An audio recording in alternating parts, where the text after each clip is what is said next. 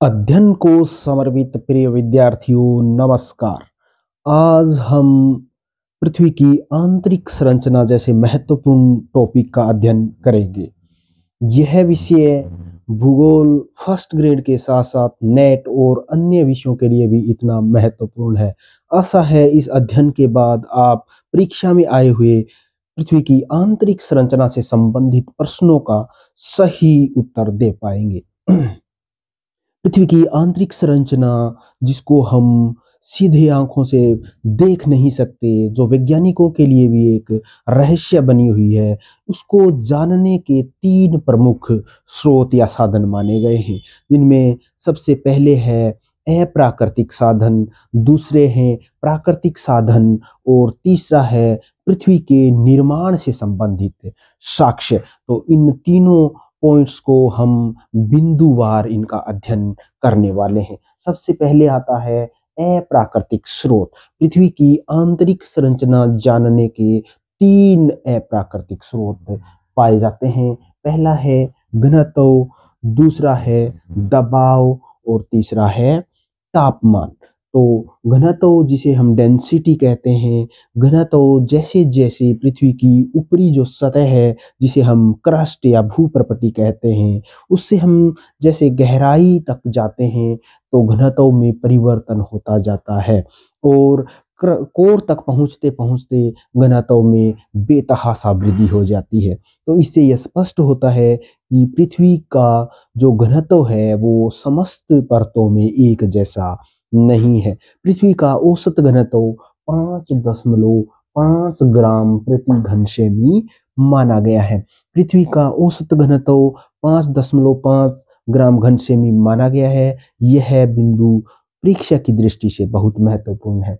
1798 में कैवेंडिश ने पृथ्वी के घनत्व को जानने के लिए एक प्रयोग किया और उन्होंने बताया कि पृथ्वी का जो घनत्व है वो जल के घनत्व से 5.48 गुना अधिक है। इसी प्रकार 1878 ईस्वी में पॉइंटिंग महोदय ने भी एक वैज्ञानिक प्रयोग किया और उन्होंने पृथ्वी का घनत्व 5.49 ग्राम प्रति घन सेमी प्राप्त किया।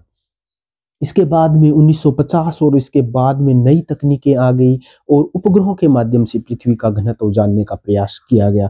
तो यह पाया गया कि जो पृथ्वी का वास्तविक घनत्व है वो 5.517 ग्राम प्रति घन सेमी है। तो इस प्रकार पृथ्वी की विभिन्न परतों में भूप्रपटी से लेकर के कोर तक इस घनत्व में परिवर्तन आता है। यह परिवर्तन यह स्पष्ट करता है कि पृथ्वी के आंतरिक भागों में जो रासायनिक और भौतिक संरचनाएं हैं, जो खनिज पदार्थ हैं, वो भिन्न भिन्न प्रकृति के पाए जाते हैं। सबसे ऊपर जो क्रस्ट है इसका जो घनत्व है 2.9 ग्राम प्रति घन सेमी से 3.3 ग्राम प्रति घन सेमी के करीब में माना गया है। इसी प्रकार जो आंतरिक भाग है जिसको हम कहते हैं मेंटल, मेंटल का जो घनत्व है वो 5.5 ग्राम प्रति घन सेमी से 10 ग्राम प्रति घन सेमी माना गया है।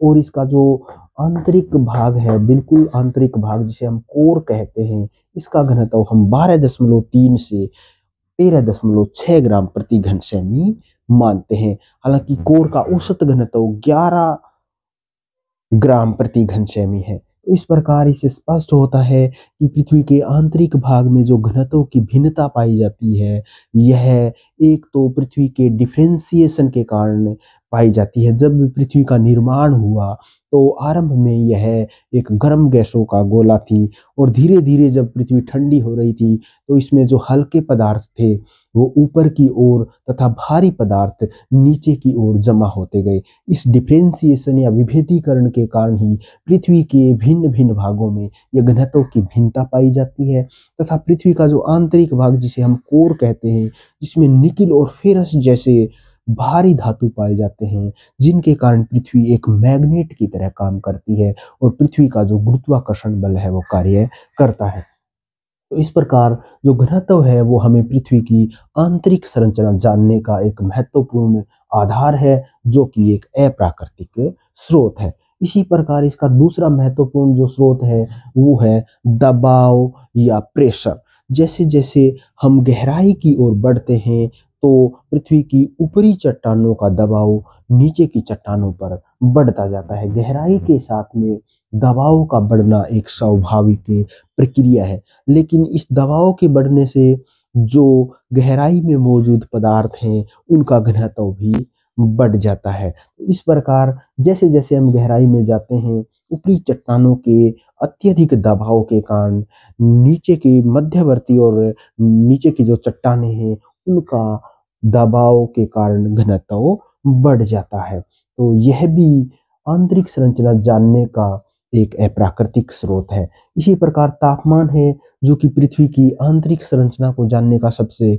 महत्वपूर्ण स्रोत है। विद्यार्थियों, हमने देखा होगा कि जब हम कोई कुआं खोदते हैं या गहराई में जाते हैं तो जैसे जैसे हम गहराई की ओर बढ़ते हैं तापमान में वृद्धि होती है। तापमान में वृद्धि जो है वो यह निरंतर कोर तक लगातार जारी रहती है।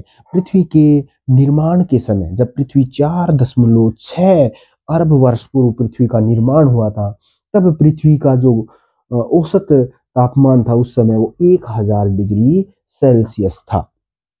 उसके बाद में जो पृथ्वी में विद्यमान रेडियो एक्टिव पदार्थ थे, साथ ही पृथ्वी की जो गुरुत्वीय बल है वो तापीय ऊर्जा में रूपांतरित हो गया और इसका तापमान बढ़ने लगा। अब देखिए 100 किलोमीटर की गहराई पर 100 से 200 किलोमीटर की गहराई पर एक परत पाई जाती है जिसे हम दुर्बलता मंडल कहते हैं, जिसे भूगोल की भाषा में स्टेनोस्फियर भी कहते हैं। दुर्बलता मंडल का तापमान जो है वो 1100 यानी 1100 डिग्री सेल्सियस पाया जाता है। 2900 किलोमीटर की गहराई में जहाँ पर अपर मेंटल और लोअर मेंटल ये अलग हो रहे हैं, 2900 किलोमीटर की गहराई पर यह 3700 डिग्री सेल्सियस तापमान बढ़ जाता है और 5100 किलोमीटर की गहराई पर पृथ्वी के आंतरिक भाग का तापमान 4300 डिग्री सेल्सियस हो जाता है, जहां पर मेंटल और कोर अलग होते हैं।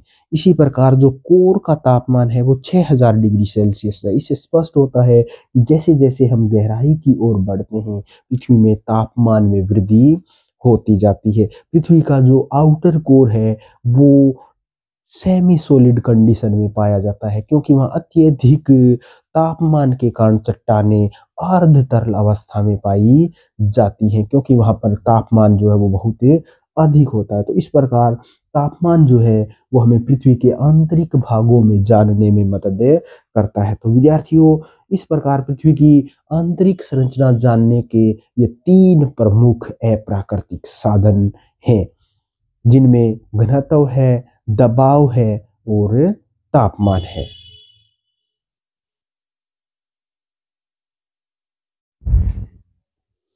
पृथ्वी की आंतरिक संरचना के अप्राकृतिक स्रोतों के पश्चात अब हम प्राकृतिक स्रोतों का अध्ययन करेंगे। तो प्राकृतिक स्रोतों में सबसे पहले आता है ज्वालामुखी क्रिया।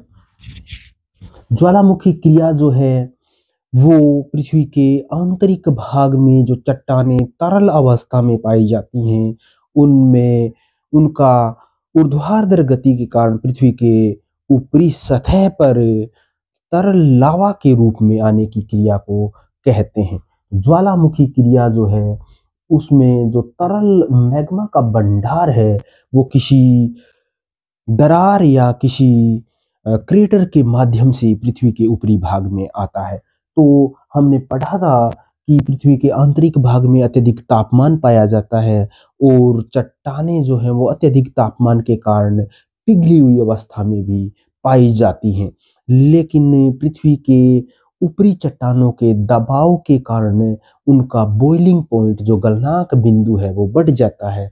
इसलिए तापमान अत्यधिक होने के बावजूद भी वहाँ पर चट्टानें जो है वो हमेशा तरल अवस्था में नहीं पाई जाती हैं। हालांकि हमने पढ़ा था कि जो आउटर कोर है वहां पर चट्टानें जो है वो सेमी सॉलिड कंडीशन अर्ध तरल अवस्था में पाई जाती हैं। तो इस प्रकार जैसे जैसे हम गहराई में जाते हैं तापमान बढ़ता जाता है और तापमान बढ़ने के साथ साथ पृथ्वी की ऊपरी चट्टानों का दबाव भी बढ़ता जाता है, जिससे उनका घनत्व बढ़ता है और घनत्व बढ़ने के साथ साथ उनका जो गलनांक बिंदु है वो बढ़ जाता है। ऐसे में कभी कभी ऐसी स्थितियां आती हैं कि आंतरिक भाग में दरार आदि उत्पन्न होने के कारण कुछ समय के लिए जो दबाव है वो हट जाता है और उससे जो तापमान अत्यधिक होने के कारण चट्टानें तरल पदार्थ में बदल जाती हैं, जिसे हम मैग्मा कहते हैं। पृथ्वी के आंतरिक भाग में पिघली हुई चट्टानी पदार्थ को मैग्मा कहा जाता है और जैसे ही यह मैग्मा भूगर्भिक प्रक्रियाओं के माध्यम से पृथ्वी के ऊपरी सतह पर आ जाता है तब हम इसको लावा कहते हैं। तो यह मैग्मा जो है वो बहुत सारे चट्टानी पदार्थ रासायनिक गुण अपने साथ लेकर के आता है और वैज्ञानिक इनका प्रयोगशालाओं में अध्ययन करके यह पता लगाने का प्रयास करते हैं कि पृथ्वी के आंतरिक भाग में कौन कौन सी धातुएं या किस प्रकार के रासायनिक कंपोजिशन पाए जाते हैं। तो इस प्रकार ज्वालामुखी की यह क्रिया जो है वो आंतरिक भाग में विद्यमान पदार्थों को जानने का एक अद्भुत स्रोत है। प्रिय विद्यार्थियों, इसी प्रकार प्राकृतिक स्रोत जो पृथ्वी की आंतरिक संरचना को जानने का है वो है भूकंप विज्ञान या सेस्मिक साइंस। जो भूकंप विज्ञान है इसमें हम देखते हैं कि पृथ्वी के चट्टानों में ऊर्जा विमुक्त होती है और ऊर्जा विमुक्त होने के कारण चट्टानों में कंपन पैदा होता है, जिसे हम भूकंप के नाम से जानते हैं। यह भूकंप जो है वो जहां उत्पन्न होता है पृथ्वी की गहराई में उसको हम भूकंप मूल के नाम से जानते हैं। पृथ्वी की गहराई में जहां भूकंप की उत्पत्ति होती है यानी जहां पर ऊर्जा जो है विद्यमान ऊर्जा चट्टानों में है वो विमुक्त होती है और उससे जो तरंगें उत्पन्न होती हैं तो उस क्रिया को उस जगह को जहां भूकंप सबसे पहले उत्पन्न हुआ है भूगर्भ में उसे हम भूकंप मूल या फोकस के नाम से जानते हैं। उसके बाद में जो लहरें हैं भूकंपीय तरंगे हैं वो पृथ्वी की सतह के ऊपर नीचे आकर के टकराती हैं, जिसको हम उस स्थान को जहाँ सबसे पहले टकराती हैं उसको हम एपिसेंटर ऑफ अर्थक्वेक कहते हैं यानी भूकंप का केंद्र कहते हैं। तो ये दोनों ही बिंदु हमारे लिए जानना बहुत महत्वपूर्ण है कि जहां पृथ्वी के गर्भ में भूकंप उत्पन्न होता है वो फोकस कहलाता है यानी भूकंप का मूल कहलाता है और जहां पृथ्वी की सतह पर जहां ये तरंगे आकर टकराती हैं वहां कहलाता है भूकंप का केंद्र। तो ये तीन प्रकार की भूकंपीय तरंगे हैं जो भूकंप के लिए बहुत ही महत्वपूर्ण है। परीक्षाओं में इनसे बहुत ही अच्छे और महत्वपूर्ण प्रश्न भी आते रहते हैं। प्रिय विद्यार्थियों, सबसे पहली जो तरंग है भूकंप की जिसको हम पी तरंग प्राइमरी वेव्स भी कहते हैं। इन प्राथमिक तरंगों की गति सबसे अधिक होती है। सबसे तेज गति से चलने वाली तरंग है प्राथमिक तरंग या पी तरंग। यह तरंग ध्वनि की लहर के समान होती है। इसकी गति ध्वनि के तरंग के लहर के समान होती है और इसमें जो चट्टानों के कणों की गति है वो उन तरंगों के समानांतर होती है यानी शीघ्र में होती है और यह बहुत ही तीव्रगामी तरंगे हैं। दूसरी जो महत्वपूर्ण तरंग है विद्यार्थियों वो है एस तरंग या एस लहर और यह लहर जो है वो इनकी जो दिशा है यह प्रकाश के समान होती है। प्रकाश तरंगों की जो लहर होती है प्रकाश वेव जो होती है लाइट वेव उसी प्रकार एस वेव होती है और इसमें जो चट्टानों के जो कण हैं वो समकोण में गति करते हैं, लेकिन यह लहर तरल पदार्थों में लुप्त पाई जाती है, यानी एस लहर जो है वो तरल पदार्थों से होकर नहीं गुजरती। जैसे पी लहर है, प्राथमिक लहर है,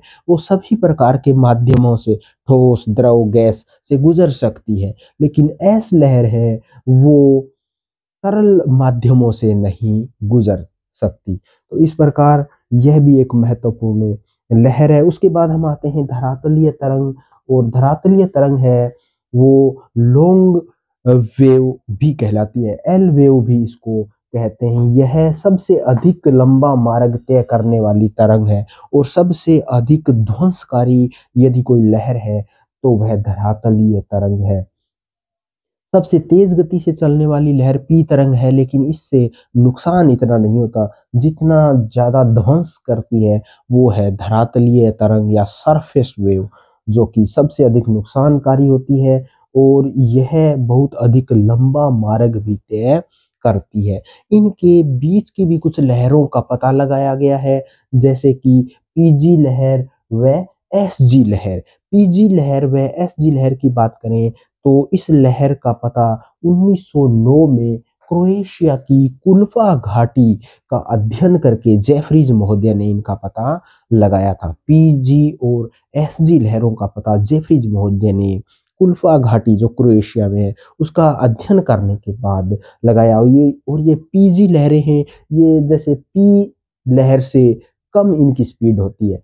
इसी प्रकार एसजी लहर है, उसकी स्पीड एस जो वेव है उससे कम होती है। उसके बाद में 1932 में कोनार्ड महोदय ने भी टायर्न के भूकंप का अध्ययन करके पी स्टार और एस स्टार लहरों का पता लगाया। ये पी स्टार और एस स्टार लहरें हैं, ये मध्यवर्ती गति की होती हैं। तो अब इनकी गति के आधार पर अगर हम बांटें तो सबसे अधिक गति की लहर हो गई पी लहरें। उसके बाद में है वो पी स्टार लहर है जो कि मध्यवर्ती गति की है, और उसके बाद जो लहर आती है सबसे कम गति की है पी में, वो है पीजी तरंग। और सेम एस लहरों में भी ऐसे होगा, एस तरंग, एस स्टार तरंग और एस जी वेव। तो ये स्पीड है वो है कि सबसे ज्यादा स्पीड और उसके बाद उससे कम और उससे कम। तो ये भूकंपीय लहरों की गति के आधार पर इनका वर्गीकरण जेफरीज महोदय और टायर्न महोदय ने किया है। ओल्डहम नामक जो विद्वान थे उन्होंने यह अध्ययन किया था कि जो 120 डिग्री है वहां पर एस लहर जो है वो लुप्त हो जाती है।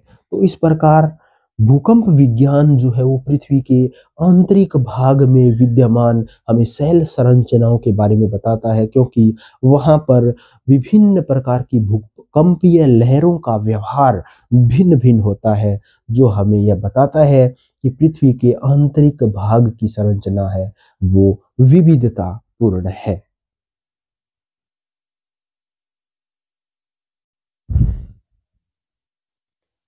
पृथ्वी की आंतरिक संरचना में विविध परतें पाई जाती हैं। इसके बारे में हम जान चुके हैं, क्योंकि पृथ्वी को जानने के जो स्रोत हैं उनके माध्यम से हमने पता लगा लिया है कि पृथ्वी के आंतरिक भाग में विविध प्रकार की खनिज संरचनाएं पाई जाती हैं। ऐसे में पृथ्वी में भिन्न भिन्न परतें पाई जाती हैं, और उन परतों का वैज्ञानिक वर्गीकरण और अध्ययन विभिन्न विद्वानों ने किया है, जिसमें सबसे पहले नाम आता है एडवर्ड स्वेस महोदय का।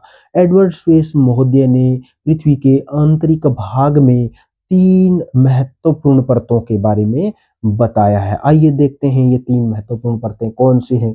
सबसे पहले नाम आता है शियाल का, दूसरा है सीमा, और तीसरी परत है नीफे। तो सबसे पहले हम अध्ययन करते हैं सियाल का। सियाल जो परत है वो पृथ्वी की सबसे ऊपरी परत है, और सिलिका और मैग्नीशियम की अधिकता पाई जाती है। इसी आधार पर इसका नामकरण कर दिया गया सिलिका और एल्यूमिनियम। सिलिका और एल्यूमिनियम की अधिकता पाई जाती है, इसी आधार पर इसका नाम सियाल कर दिया गया है। सियाल जो है वो मुख्य रूप से ग्रेनाइट की परत है, और यह परतदार परत है।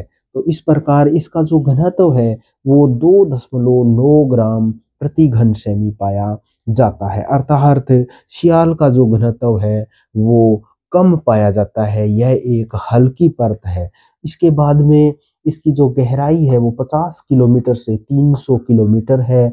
इसमें एसिडिक जो मैटर है वो अधिक पाया जाता है, यानी यह एक तेजाबी परत है और इसमें पोटेशियम, सोडियम, एल्यूमिनियम के सिलिकेट पाए जाते हैं। तो सियाल परत जो कि भूपर्पटी है और समस्त महाद्वीपों का निर्माण जो है वो सियाल से ही हुआ है, जो कि एक कम घनत्व वाली परत है। उसके बाद में दूसरी जो हमारी लेयर है पृथ्वी की वो है सीमा। सीमा जो कि सिलिका और मैग्नीशियम से बनी हुई है और इन्हीं पदार्थों के नाम के आधार पर इनको सीमा नाम दिया गया है। जो सीमा परत है ये बेसाल्ट है। थोड़ा सा अंतर आपको कर लेना चाहिए कि जैसे सियाल है वो ग्रेनाइट की है, उसी प्रकार सीमा है वो बेसाल्ट से बनी है और यह एक आग्नेय शैल है और इसका जो घनत्व है वो 2.9 से 4.7 ग्राम प्रति घन सेमी पाया जाता है। इसकी गहराई 1000 से 2000 किलोमीटर है और यह क्षारीय परत है, यानी इसमें क्षारीय पदार्थ बेसिक जो मैटर है वो पाया जाता है। जैसे कि सियाल में एसिडिक पदार्थ अधिक है, जबकि सीमा में क्षारीय पदार्थों की अधिकता पाई जाती है। यहाँ पर कैल्शियम, लोहे के सिलिकेट पाए जाते हैं। सीमा के बाद में तीसरी जो महत्वपूर्ण परत आती है वो है नीफे और नीफे का जो नामकरण किया गया है वो इसमें पाए जाने वाले पदार्थ निकिल और फेरस के आधार पर किया गया है, यानी यहाँ पर कठोर और भारी धातुएं निकिल और फेरस पाई जाती हैं। इसी आधार पर इसका नाम नीफे कर दिया गया है। पृथ्वी का जो चुंबकीय व्यवहार है वो इसी निकिल और फेरस के कारण है और पृथ्वी की स्थिरता की दृष्टि से यह नीफे परत बहुत ही महत्वपूर्ण है। नीफे का जो व्यास है वो 6880 किलोमीटर या 4300 मील पाया जाता है। तो इस प्रकार एडवर्ड स्वेस ने इन 3 परतों का वर्गीकरण अपने अध्ययन में किया है। इसी प्रकार अन्य विद्वानों ने भी पृथ्वी की आंतरिक संरचना को अलग अलग अपने मतानुसार विभाजित किया है, उनका भी हम अध्ययन करते हैं। तो सबसे पहले नाम आता है स्वेस का, उसके बाद आता है डोली। डोली महोदय ने इसको 3 भागों में वर्गीकृत किया है, आउटर जोन, इंटरमीडिएट जोन और सेंट्रल जोन। जो आउटर जोन है वो डोली महोदय ने माना है कि सिलिकेट पदार्थों से बना हुआ है। इंटरमीडिएट जोन जो है वो लोहा और सिलिकेट से बना है और जो सेंट्रल जोन है वो लोहे से निर्मित है। तो इस प्रकार डोली महोदय ने इनकी 3 परतों में इन्हें विभाजित किया है। जेफरीज महोदय है, जेफरीज महोदय ने 4 भागों में इसको वर्गीकृत किया है, प्रथम परत, द्वितीय परत, तृतीय परत और चतुर्थ परत। जेफरीज महोदय ने प्रथम परत को परतदार बताया है, द्वितीय परत में इन्होंने बताया है ग्रेनाइट, तृतीय परत में पाया जाता है डायोराइट और चतुर्थ परत में है पेरिडोटाइट या इल्मेनाइट। तो इस प्रकार जेफरीज महोदय ने इसको 4 भागों में वर्गीकृत किया है। उसके बाद आता है आर्थर होम्स। आर्थर होम्स महोदय ने भी इसको 2 भागों में वर्गीकृत किया है। आर्थर होम्स ने सबसे ऊपरी जो परत बताई है उसको उन्होंने कहा है क्रस्ट और क्रस्ट में उन्होंने सियाल को शामिल किया है, संपूर्ण सियाल को, और सीमा के ऊपरी भाग को शामिल करके उन्होंने क्रस्ट बताया है और उसके बाकी का भाग है वो उसको उन्होंने सबस्ट्रेटम नाम दिया है। इसके बाद जो 5वां महत्वपूर्ण विद्वान जिन्होंने पृथ्वी की आंतरिक संरचना को विभाजित या वर्गीकृत किया है उनमें आता है वांडर ग्राफ्ट।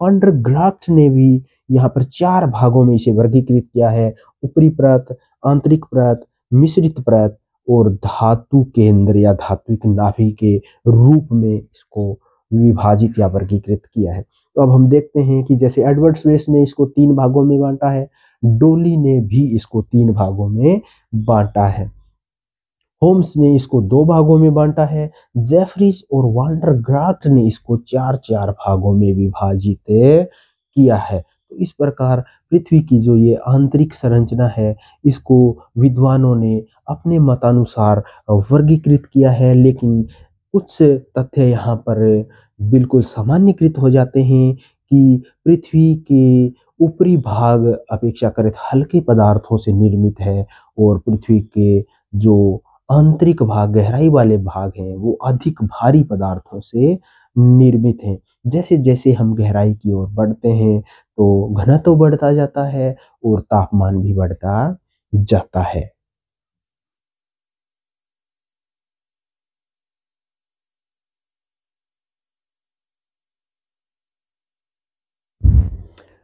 विद्यार्थियों, जिस प्रकार गहराई में विभिन्न प्रकार के खनिज पदार्थ पाए जाते हैं, हम देखते हैं कि इनको अलग-अलग परतों में विद्वानों ने विभाजित भी किया है और इन आधार पर पृथ्वी के आंतरिक भागों को 3 मंडलों में विभाजित किया जाता है। जैसे वायुमंडल की अलग-अलग परतें पाई जाती हैं, पृथ्वी के आंतरिक क्षेत्र में भी अलग-अलग परतों के कारण इनको 3 मंडलों में विभाजित किया गया है। सबसे पहले आता है लिथोस्फीयर, जिसे हम स्थल मंडल कहते हैं। लिथोस्फीयर है वो ग्रेनाइट से बना है तथा इसकी गहराई 100 किलोमीटर है और इसका घनत्व 3.5 ग्राम प्रति घन सेमी है तथा इसमें सिलिका और एल्यूमीनियम जैसे पदार्थ पाए जाते हैं।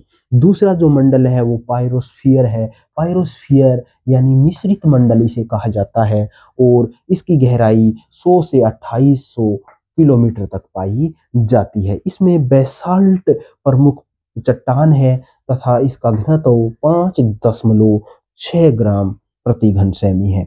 उसके बाद आता है बायोस्फीयर और बायोस्फीयर की जो गहराई है वो 2880 से लेकर के पृथ्वी के केंद्र तक पाई जाती है और इसका घनत्व 8 से 11 ग्राम है तथा इसमें लोहा जैसे भारी पदार्थ पाए जाते हैं।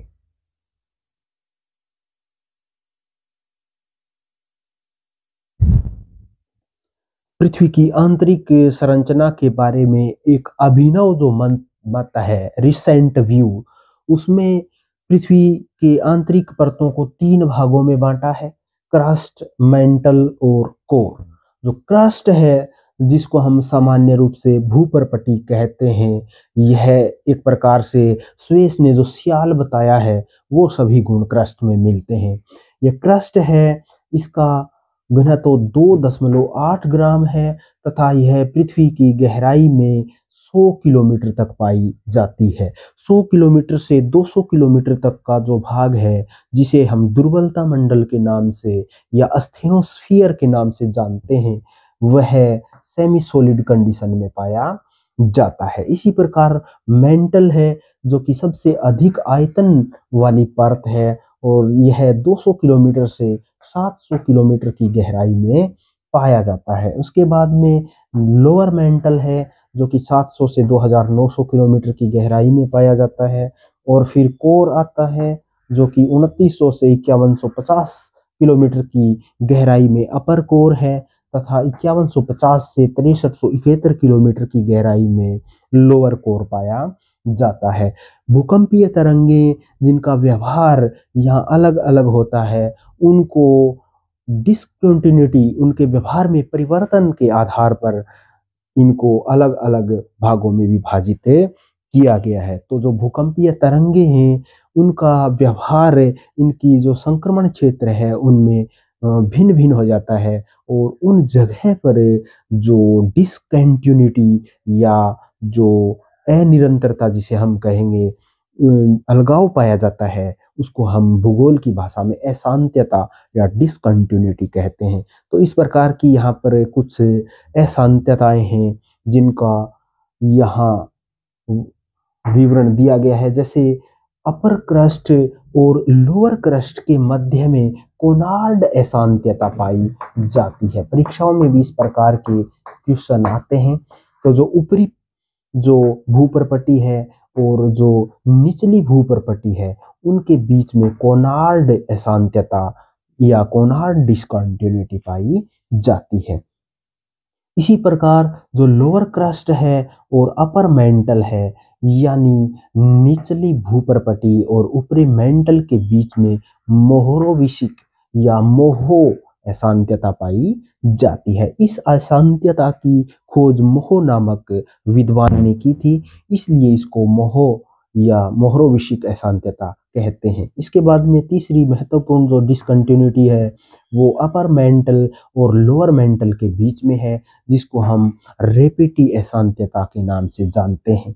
इसके बाद में लोअर मेंटल और अपर कोर के बीच में भी अशांतता है, जिसको हम गुटेनबर्ग डिसकंटिन्यूटी के नाम से जानते हैं। और सबसे नीचे आखिरी जो डिसकंटिन्यूटी है वो अपर कोर को लोअर कोर